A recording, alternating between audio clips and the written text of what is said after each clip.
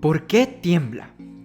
Bueno, resulta que la Tierra está siendo sostenida por 4 elefantes que están sobre una tortuga que se balancea sobre una cobra.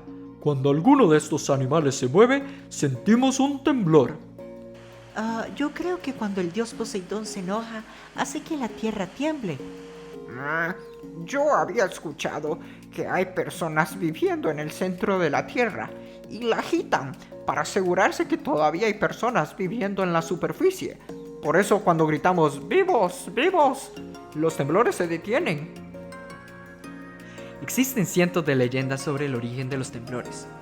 Pero exacto, son leyendas.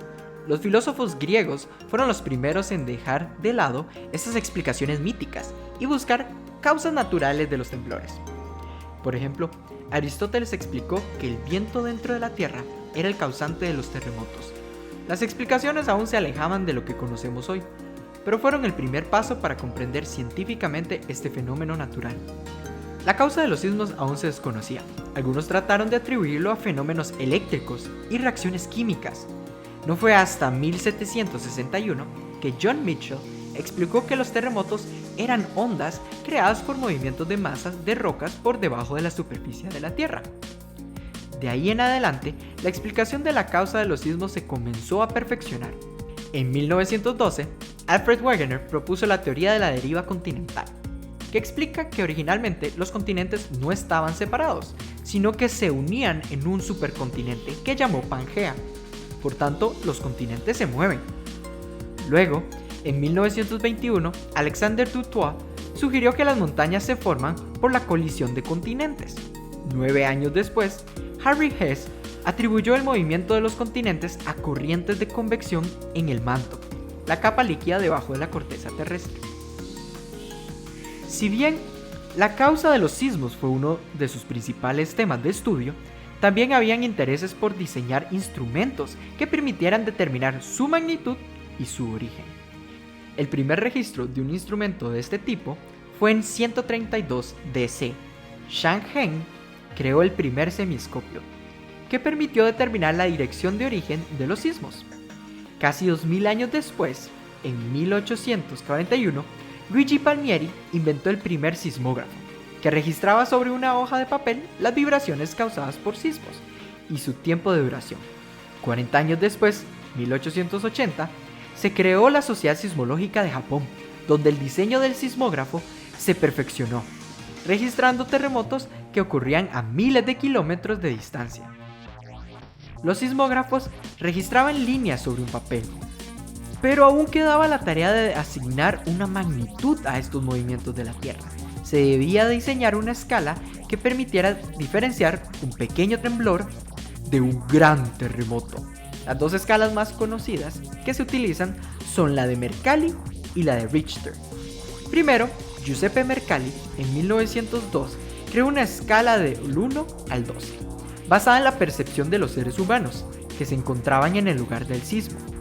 Esta escala no es considerada científica, porque los testigos del sismo pueden tener diferentes percepciones, dependiendo del diseño del edificio en el que estaban, su distancia del epicentro y su subjetividad humana. Luego, 1935, Charles Richter creó la escala que utilizamos actualmente para describir los sismos que agitan nuestro país. Él logró medir la magnitud de sismos de manera objetiva, con base en la vibración que registran los sismógrafos, sin importar que estos se encontraran lejos del epicentro. Richter se inspiró en la escala que se utiliza para medir la luminosidad de las estrellas. Hay estrellas que son 50,000 veces más luminosos que otras. Lo mismo ocurre con los sismos. Algunos pueden ser 100,000 veces más fuertes que otros. Una escala para medir esta diferencia tendría que ser gigante. Imagínense, el terremoto fue de 154,000 en la escala de Richter. Sería muy difícil comprender y asimilar la diferencia entre sismos. Por eso, la escala de Richter es en base logarítmica y los sismos se escriben del 1 al 10.